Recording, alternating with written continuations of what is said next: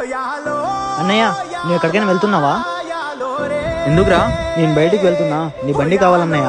సరే, చూసుకొని నడుపు. కొత్త బండి అది. ఇక్కడ కీస్ పెట్టాను, తీసుకుని వెళ్ళు. సరే అన్నా.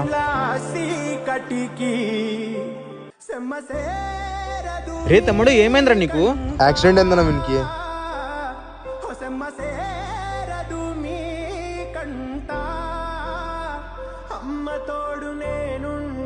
కూర్చోరా, నేను వెళ్ళి కాటన్ తీసుకొస్తా.